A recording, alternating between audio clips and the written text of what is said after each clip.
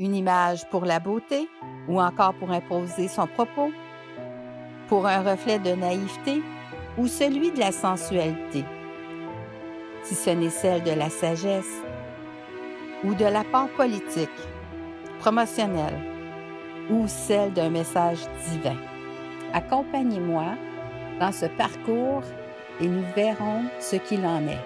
Bon visionnement. Alors bien le bonjour à vous tous. Je vous présente aujourd'hui la 6e image qui en est une sur un propos politique que je vous présente encore une fois pour l'émission que je vous offre personnellement, un clin d'œil pour un coup d'œil. Ici, je ne vous cacherai pas le fait que mon choix fut intentionnel pour cette œuvre de l'artiste Jacques-Louis David, qui immortalisant de son œuvre le philosophe grec Socrate. Car effectivement, pour qu'un individu s'intéresse à ce genre de propos, aux aspects de choix, à celle qui n'est pas toujours comprise de part et d'autre, en ce qui fait référence à la politique versus le bien fondé du respect de l'humain pour sa vision, ce qui de toute évidence demeure sujet sensible, puisque l'humain et ses convictions ne sont pas nécessairement du même niveau que ceux qu'en reflète la masse sociale dominante et qu'en représente évidemment le choix massif de cette dominance au pouvoir. Alors, en ce qui concerne le sujet qu'a dû subir ce philosophe Socrate de son choix, je vous soulève grossièrement l'histoire que vous pouvez vous-même vérifier à votre guise dans divers livres de philosophie ou sur les philosophes grecs, puisqu'il nous est essentiel de nous en référer à celle-ci afin de tenter de mieux saisir ce que l'artiste, dans le message de son œuvre, cherchait à nous partager. On dit au départ des textes rarissimes sur Socrate que ce philosophe grec cherchait à évaluer comment l'humain pouvait, de ses choix de vie, être à vivre heureux. Bien qu'en soi, je vous en soulève jusqu'ici très peu de son tempérament comme de sa quête à y parvenir, mais toujours est-il, on en a soulevé qu'il s'intéressait principalement de l'aspect moral de choix d'attitude humaine qu'il investiguait car il affirmait volontairement que nul n'est méchant initialement de son attitude, comme de son besoin propre au départ. C'est donc vers l'individu qu'il choisit de s'investir en le côtoyant inconnu directement sur la place publique. Socrate s'imposait subtilement, à tout bonnement questionner et sans en avoir initialement conçu une quelconque discussion sur un sujet entre autres. Il n'y avait aucun sujet au départ qui motivait Socrate à aller vers les gens. Et il amenait l'individu de son propre propos, comme de ses réflexions intimes, à lui donner un fil conducteur des plus profonds, où celui interrogé prenait de plus en plus confiance dans les sphères de la vision de Socrate, qu'il ne traînait pas de ce fait à mettre en place et à appliquer, de ce qu'il en avait eu la chance de réaliser de l'échange qu'il considérait les plus bénéfiques avec le philosophe. De répercussion en répercussion, certains de ceux qui eurent à échanger avec Socrate s'imposaient ainsi des divergences, des oppositions, particularités assurément, pour que l'État s'impose à Socrate de cesser ses interactions d'échange avec les gens du peuple qu'il rencontrait, ce qu'il ne cessa point de cette quête qui le motivait. Les responsables d'Athènes considérèrent de ce fait que Socrate était un danger pour la cité, à, selon eux, corrompre le public ainsi. Ne voulant cesser d'agir de la sorte, il fut condamné à boire le poison, le sigil, ce qu'il fit pour l'honneur de sa vision comme de sa personne. Ça, c'était en gros ce qui est de l'histoire de ce philosophe grec que fut Socrate. Or donc, sachant ceci, quand on entame la lecture des images de la composition, en haut, à l'extrême gauche, on aperçoit dans l'ouverture, un peu plus bas dans l'ombre, dans l'arche, quelques personnages. Il y en a 3, plus spécifiquement, qui remontent le prochain palier des escaliers. Alors, ces individus nous démontrent de leur attitude qu'ils sont meurtris de l'état de fait qu'a choisi Socrate, leur ami, qu'ils viennent justement de quitter du caveau de cette prison, car derrière eux, il y a deux lunettes, deux sortes de fenêtres, on aperçoit encore une certaine lueur du jour, où le jour est en train de tomber au seuil de la nuit. Alors, des trois personnages, l'homme dans l'arrière-plan se tient la tête déconcertée du choix de Socrate de mourir pour ses convictions.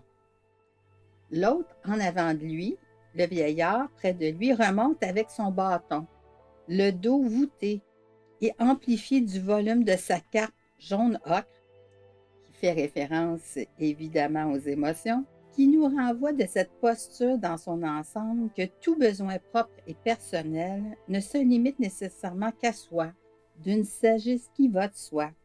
Tandis que le dernier personnage qui nous salue de la main, il reconnaît parfaitement Socrate, à en renforcer l'attrait profond et véridique qu'il respecte depuis toujours chez son confrère, que fut son ami Socrate. À cet instant, le rythme de la lecture se dirige vers la tête baissée et éclairée du personnage repenti devant les faits, du choix de Socrate qui s'impose par l'État à reconnaître et à comprendre son ami, où le peintre renforcit à deux endroits cet état de fait. Le premier renforcement, on le voit de cette ligne directive où son bras gauche est éclairé et nous dirige vers sa main, celle du passé, car on peut voir que c'est sa main gauche qui est sous celle de droite. Alors, les mains ont un choix, une désignation symbolique de décision. Alors, la main droite, parce qu'on apprend à lire de gauche à droite, la gauche fait référence au passé de la décision et la droite, celle d'en confirmer l'état actuel et présent, quand on confirme l'action posée et assumée par son ami, de la condamnation qu'on peut percevoir au bas, juste à côté de cet individu-là, du papier, du codex qui probablement signifie les conditions qu'on soumet à Socrate, puisque derrière le codex, on peut apercevoir deux contenants, un ouvert et l'autre avec un crayon ou une plume qui est en oblique, à savoir qu'il y a eu une décision et vu que le couvert est ouvert, on comprend que Socrate a décidé de boire le poison pour en finir avec cette imposition que l'État lui impose. La lumière tamisée qui éclaire partiellement les marches derrière l'homme à la tête au profil baissé, la tête baissée, nous amène au renforcement qu'il comprend, même s'il en est accablé, de la posture de l'homme derrière lui qui nous expose son abattement, qu'il en ressent devant les faits. Ce qui nous amène à cet autre individu de dos, partiellement revêtu de son vêtement plein d'énergie, de passion vermillon, qui tend au condamné Socrate la coupe de la cigue, le poison, qu'il ne peut se résoudre à voir, à observer, tant il le connaît, renforcé par les chaînes au sol qui soulèvent que Socrate confirme que de s'empêcher lui-même à sa vérité est définitivement une prison au quotidien qu'il ne pourrait supporter. Alors, on voit les chaînes sous les deux jambes de l'homme et ça vient encore plus nous préciser l'attitude, le caractère profond de Socrate. Alors, Socrate choisit de mourir pour en réserver, pour en respecter sa liberté comme celle qu'il croit en tout homme, possible et disponible. Car le geste de l'index que pose Socrate vers le ciel nous renvoie encore au seuil du châtiment qui lui est imposé, que l'unique liberté comme vérité réside dans l'axiome de Dieu. Évidemment qu'à cette époque, Socrate mourut en l'an 399 avant Jésus-Christ. Alors, on n'avait pas encore la connaissance de Jésus-Christ, mais bon, on savait qu'on avait déjà considéré que l'âme errait et était éternelle. Alors ici, notre regard se dirige de celui de Socrate sur celui de l'homme assis au premier plan, qui tente de maîtriser de sa main droite Socrate, lui proposant de réévaluer son geste, qui de l'assurance du visage de Socrate affirme la reconnaissance réfléchie de son choix d'action. Vient alors de la lumière de son index soulevé une fente qui est fractionnée d'une brèche qui nous dirige l'observation sur les deux jeunes gens qui ont les têtes côte à côte, aux traits pas vraiment définis.